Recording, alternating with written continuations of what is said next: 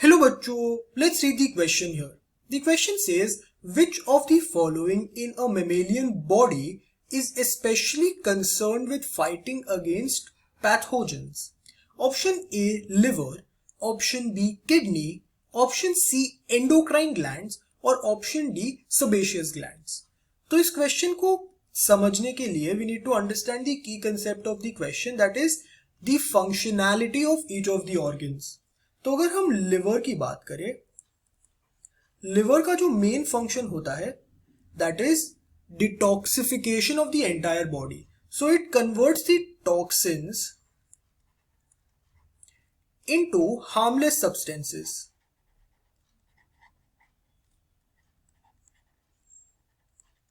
तो अगर टॉक्सिन्स को हार्मलेस सब्सटेंस में कन्वर्ट कर दिया, now what will happen is that these harmless substances will then be pushed into the bloodstream. Liver से जो मेजर वेन कनेक्ट होता है दैट्स योर हेपेटिक वेन. तो इसको हम हेपेटिक वेन में पुश कर देंगे. From the blood stream this और rather from the hepatic vein it will go to the heart. Heart में जाने के बाद again it will go to the aorta. Aorta के बाद this will move into the renal artery. Renal artery सीधा enter करेगा आपका किडनी में. In kidney there will be filtration of the waste particles.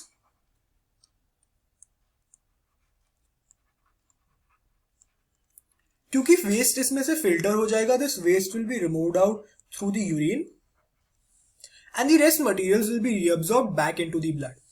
तो लिवर का फंक्शन अगर हम समझ गए हैं that is converting toxins to harmless substances. Now liver is nowhere even close to being associated with fighting with pathogens. अगर हम kidney देखें, किडनी का भी मेन फंक्शन हो जाएगा आपका फिल्ट्रेशन ऑफ वेस्ट. तो ये भी आपके पैथोजन को फाइट करने में किधर भी हेल्प नहीं करता है. However, अगर हम बात करें option see that is endocrine glands की, we can talk about a specific endocrine gland going by the name of thymus. ये thymus एक P-shaped gland है which is generally present behind the sternum. sternum यानी आपका breast bone and in front of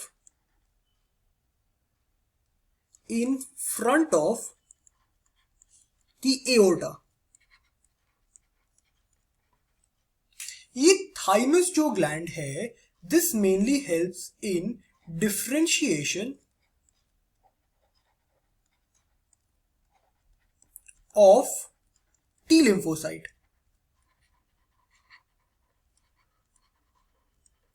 ये एक hormone produce करता है going by the name of thymosin which helps in differentiation of T lymphocytes. तो because this is helping in differentiation of T lymphocytes, and अगर हम देखें T lymphocytes necessarily help in countering the pathogens. So T lymphocytes fight pathogens. So option C that is endocrine glands makes some sense that it may help in fighting against the pathogens. Option D that is sebaceous glands कि अगर हम बात करें, sebaceous glands are glands which are generally present in the dermis of the skin. So these are present in the skin. They are mainly responsible for secreting a wax covering of the skin.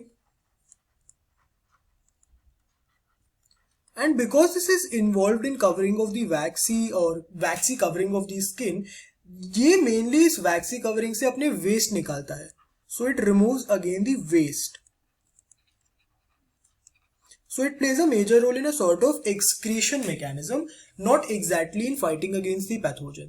So option C, that is endocrine glands, should be the correct answer for this question. तो अगर हम summarise करें कि इस question में हमने क्या देखा, हमने देखा कि लिवर से जो वेस्ट मटेरियल निकलता है through the blood stream it eventually passes through the kidney and उधर होता है फिल्ट्रेशन ऑफ वेस्ट, जिसकी वजह से लिवर और किडनी दोनों भी फाइटिंग अगेंस्ट पैथोजन में इन्वॉल्व नहीं है. अगर endocrine glands की बात करें, there is a specific endocrine gland going by the name of thymus which produces thymosin. ये thymosin is helping in the differentiation of the T lymphocytes. And lastly, we have the sebaceous glands.